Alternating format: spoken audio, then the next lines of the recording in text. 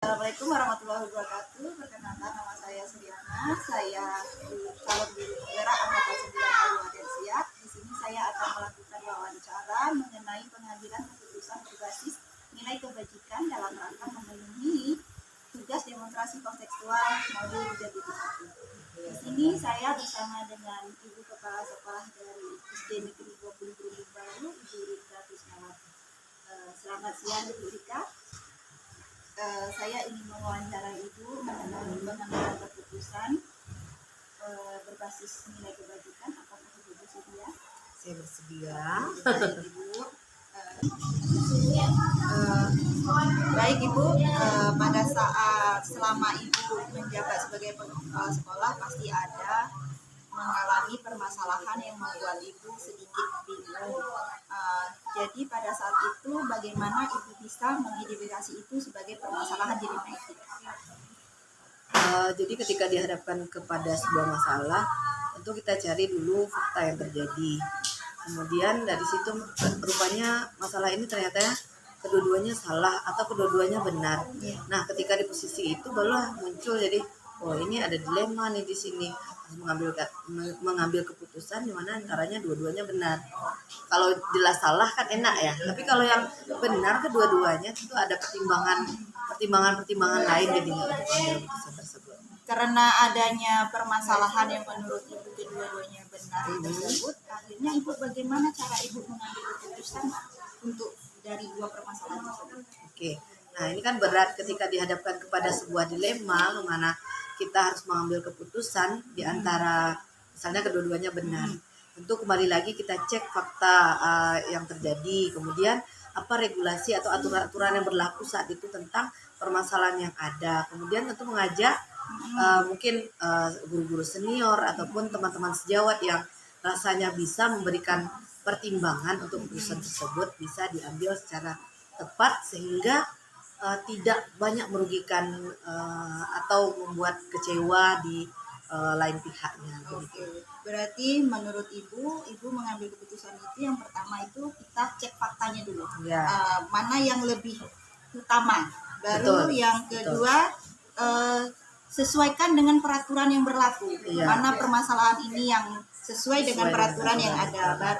Setelah itu berkonsultasi atau berkolaborasi dengan guru-guru yang bisa dianggap mampu untuk menyelesaikan masalah tersebut. Oke, pada saat Ibu pengambilan keputusan itu pasti ada Ibu mengambil langkah-langkahnya kan Bu? Apa saja Bu langkah-langkah pengambilan keputusan yang Ibu lakukan pada saat itu? Biasanya kalau ada satu masalah yang terjadi atau satu kasus muncul, biasa tadi yang pertama saya lihat dulu, dengar dari berbagai pihak, dengar dari berbagai elemen yang ada yang tahu dengan permasalahan tersebut. Kemudian setelah itu, setelah diketahui masalahnya apa, baru nanti didiskusikan, diajak teman-teman untuk berdiskusi. Ini ada permasalahan, kemudian harus segera diputuskan. Nah, yuk kita musyawarah atau mencari solusi bersama-sama tentang masalah tersebut dengan kembali lagi didasarkan pada aturan yang ada, kemudian dengan nilai-nilai kepentingan untuk semua pihak. Oke. Berarti kembali lagi seperti yang awal tadi ya Bu, kalau kita itu mengambil keputusan harus dengan diskusi dan juga melihat peraturan-peraturan dan mana yang paling penting. Dari tiga hal tersebut menurut Ibu yang sangat efisien dalam mengambil keputusan itu langkah yang mana? Menurut saya kita harus memikirkan dalam mengambil keputusan itu adalah berdasarkan manfaatnya tadi. Berarti nilai akhirnya apa sehingga ketika putusan itu dibuat tidak ada pihak yang begitu kecewa sekali dan sakit hati dengan keputusan yang kita buat. Kemudian berbagai pihak setuju dengan yang keputusan yang kita ambil. Dan asas manfaatnya ya tentu. Jadi dari hal yang Ibu sebutkan tadi pada saat Ibu mengambil keputusan, Ibu mengambil dari fakta yang mendukung ya Bu. Tentu ada hal tantangannya pada saat melakukan itu. Apa saja kalau bisa disebutkan? Mungkin untuk tantangan yang ada ketika mengambil keputusan adalah untuk meyakinkan, ini untuk meyakinkan orang banyak tentang pemikiran saya untuk memutuskan hal tersebut. Jadi kadang kan nggak semua orang yang akan paham dengan dasar pemikiran kita. Maka tantangan yang terjadi itu adalah sebenarnya bagaimana membuat semua pihak paham dengan pemikiran kita dan kenapa kita mengambil keputusan yang seperti itu. Jadi menurut Ibu tantangan terbesar itu adalah membuat orang lain percaya dengan keputusan Ibu. Betul, itu dia. Oke, Ya. jadi pada saat itu pasti Ibu kan tidak langsung mengambil keputusan saja kan? Menurut Ibu adakah orang atau hal-hal yang mendukung keputusan Ibu? Nah, jadi ketika hal tadi itu terjadi, itu yang saya butuhkan diskusi dengan teman-teman, diskusi dari misalnya kalaupun ternyata guru saya yang bermasalah, tentu nggak mungkin dengan guru juga, atau dengan kepala sekolah yang lain, atau dengan pengawas, atau dengan orang yang memang paham tentang permasalahan tersebut. Pemikiran-pemikiran mereka tentu bisa jadi bahan referensi untuk saya bisa mengambil keputusan yang baik. Oke, pada saat Ibu mengambil keputusan, Ibu selain melihat dari faktanya, Ibu juga membutuhkan dukungan dari orang lain. Pada saat Ibu menyelesaikan permasalahan itu, apakah Ibu langsung selesaikan pada saat itu atau akan Ibu di lain waktu? Oke. Kalau terjadi satu kasus, dilihat dulu besar kecilnya kasus tersebut. Kalau masalahnya rasanya segera bisa diputuskan tanpa kita melihat, tanpa terlibat dilema etika atau ada bujukan moral lain-lain, mungkin bisa langsung. Kalau tidak, biasanya saya akan renungkan dulu, saya simpan dulu, saya cari berbagai informasi tentang kasus yang terjadi, kemudian ajaklah diskusi teman-teman yang lain yang bisa rasanya membantu saya untuk mengambil keputusan. Jadi nggak langsung hari ini dapat langsung diputuskan, itu kayaknya nggak bijak juga. Berarti Ibu analisis dulu, analisis ya, Bu, ya. dulu, perlu Berarti analisis. kalau memang permasalahan itu bisa diselesaikan hari ini, Ibu selesaikan hari ini. Tapi kalau tidak bisa, Ibu analisis ulang, Ibu diskusikan lagi, Betul. Ibu cari dulu peraturan yang sesuai. Iya. Oke. Jadi pada saat Ibu sudah melakukan hal itu semua, tentu ada hal yang dapat kita ambil pembelajarannya, kan Bu? Ya. Pada saat Ibu membuat keputusan itu, pembelajaran apa yang bisa kita ambil? Mungkin pembelajaran yang bisa diambil bahwa di setiap hidup ini kita nggak luput dari masalah ya. Nah, jadi ketika masalah ada, bagaimana kita mencari solusi terbaik untuk permasalahan yang dihadapi, bukan dengan membuat panik tentang sesuatu atau membuat hal buruk terjadi kembali, kemudian atau hal-hal yang tidak ingin kita lakukan jadinya, sehingga membuat orang kecewa. Jadi yang penting itu adalah ketika ada masalah pasti ada jalan keluarnya, dan itu perlu pertimbangan dari berbagai pihak untuk mengambil. Oke, berarti dari semua dilema etika itu dapat kita selesaikan apabila sudah kita lihat dulu, analisis dulu kasusnya apa. Betul. Baru kita diskusikan dengan orang-orang di sekitar kita. Baru setelah itu dapat kita ambil hikmahnya bahwa setiap manusia mau siapapun pasti memiliki permasalahan. Oke, baik. Terima kasih Ibu atas wawancaranya dan waktu yang diberikan kepada saya. Apabila nanti ada hal yang saya kurang pahami, saya pasti akan bertemu lagi. Saya dengan senang hati. Ya, terima kasih Bu. Assalamualaikum warahmatullahi wabarakatuh. Waalaikumsalam warahmatullahi wabarakatuh. Sekarang saya bersama dengan Bapak Parmin. Beliau adalah Kepala Sekolah SD Negeri 05 Berumbung Baru. Selamat siang Pak Parmin. Selamat siang. Oke. Saya di sini Pak Parmin ingin mewawancarai Bapak mengenai pengambilan keputusan berbasis nilai kebajikan untuk memenuhi tugas saya di demonstrasi kontekstual modul 3.1. Apakah Bapak bersedia, Pak?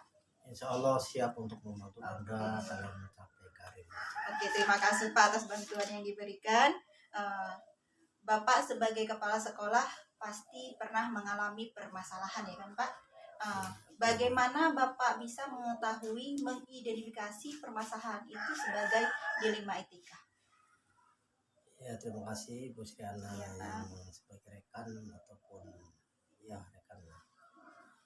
Memang kami sebagai kepala sekolah itu banyak sekali dilema-dilema program yang saya hadapi di lapangan khususnya di sekolah.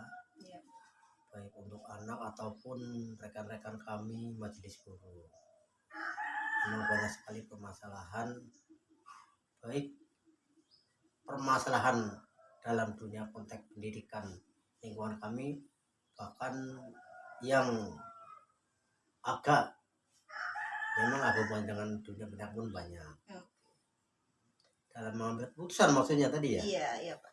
Nah, sebelum saya mengambil keputusan pribadi kami di SD 05 Bungwaru itu kan saya juga masih punya orang yang lebih tua, bahkan yang ditugaskan pun mereka lebih tua juga.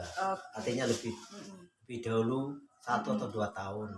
Bahkan ada satu dari rekan saya, anggota kami yang umurnya juga 3 orang rata-rata lebih tua dari saya. Sebelum saya mengambil keputusan, bertiga itu kami panggil dulu sebagai orang tua saya lah.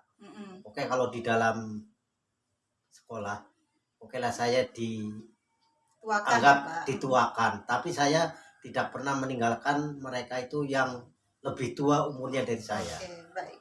Sebagai pengalaman, dia tentu lebih banyak pengalaman hidupnya. Jadi Bapak sebelum mengambil keputusan, Bapak berdiskusi dulu dengan rekan-rekan guru yang lain ya Pak ya? Iya, Oke. betul. Jadi pada saat Bapak mengambil keputusan itu, bagaimana cara yang Bapak ambil Pak? Bisa sebutkan Pak? Nah, yang pertama itu saya juga mengajukan, artinya pribadi saya untuk saya ajukan. Kemudian dipertimbangkan, saya tanya gimana yang orang tua, bagaimana yang jauh lebih muda dari saya, selain umurnya juga mereka baru diangkat sebagai pegawai belum lama. Tentu akan saya gabungkan sehingga menemui titik temu. Kalau saya mengambil keputusan, baik yang tua menyodorkan permasalahan, tentu kami semua pribadi saya tidak akan mengambil keputusan secara saya pribadi. Oke, jadi Bapak mengambil keputusan itu harus sesudah melakukan diskusi terlebih dahulu ya Pak ya? Baik Oke. yang muda ataupun yang tua. Iya. Jadi Pak, pada saat Bapak mengambil keputusan dan sudah melakukan diskusi, pasti ada tantangan ya kan Pak? Pasti ada yang menjadi pergolakan, menjadi pertentangan lah. Nah, tantangannya apa saja itu Pak? Pasti ada. Tantangannya yang jelas. Ada yang muda mungkin kurang sesuai, walaupun itu keputusan bersama sudah. Ada yang kurang memang sesuai. Akhirnya dengan sangat lambat laun yang lebih muda yang sering nih ya, karena mungkin masih berdarah muda. Lama-lama juga akan mengikut. Artinya dia tidak akan melawan arus keputusan yang diambil berdasarkan musyawarah.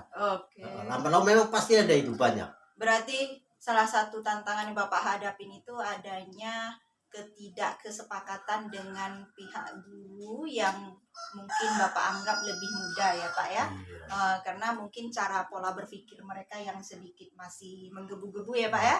Oke, jadi baik Pak, pada saat Bapak menghadapi permasalahan itu, apakah akan Bapak selesaikan pada saat ini juga atau pada lain waktu Pak? Untuk menyelesaikan rekan saya yang kurang berkenan, artinya tidak cocok 100% mengambil keputusan, itu saya ambil waktu lain. Biasanya kalau saya sebagai kepala sekolah tuh mengalah, kapan dia lagi nganggur, saya datangi, saya wacari kenapa itu tidak, artinya tidak saya ngambil waktu kosong.